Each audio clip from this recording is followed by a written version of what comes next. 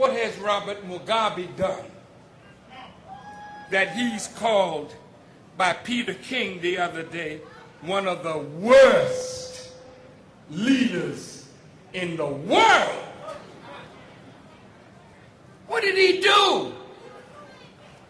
See, brothers and sisters, you've got to stop being guided by the controlled media that is owned by Zionist forces that want to make you pawns in the struggle of of Israel and Zionism. You always have to have another source of information other than Fox, other than CNN. Now listen, when I was flying on world tours and President Mugabe was then the darling of the Commonwealth nations, my plane couldn't even land in Zimbabwe. I think we tried on 2 occasions. We landed on the 3rd one. But when we landed on the 3rd one, Mugabe was no longer darling, sweetheart. He was the enemy now. It's funny how we can find each other when we're in trouble. As long as the white man puts his arms around you and wants to love you up, you can't walk with Farrakhan.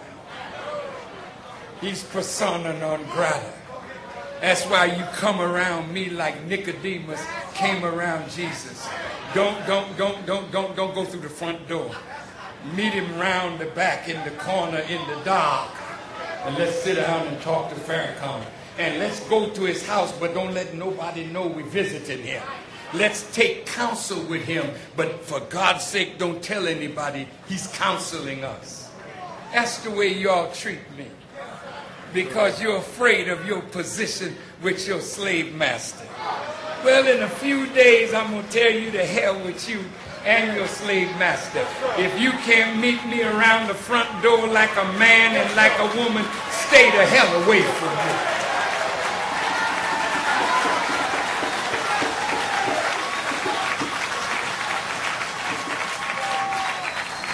It was Joshua Nkomo and Robert Mugabe who led the revolutionaries against the racist government of Ian Smith, which at that time Zimbabwe was called Rhodesia.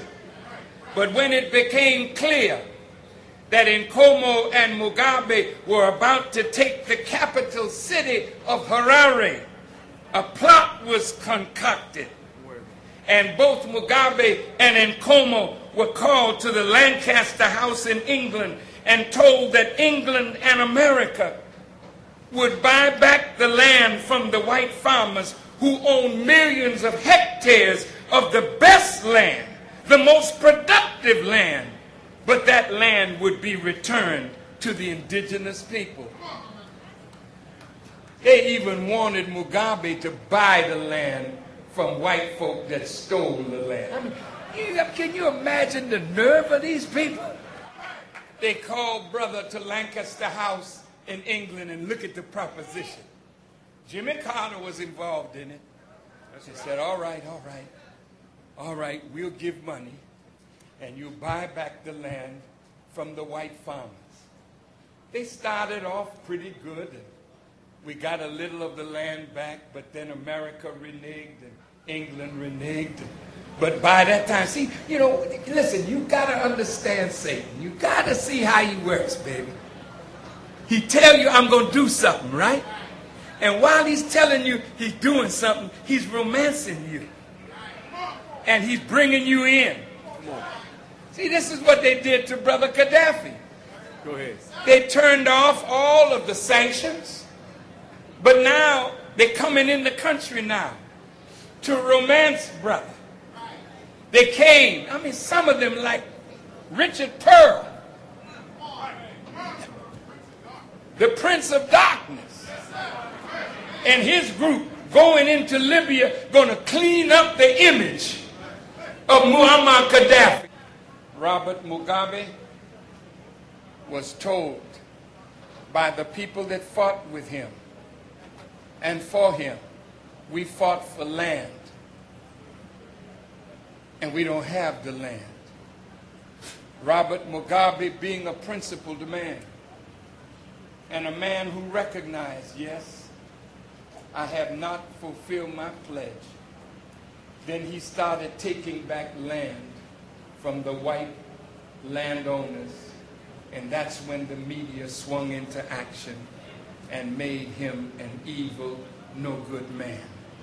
And I'm saying, when you work for your people and you will not compromise, you become an evil man to Satan and their forces.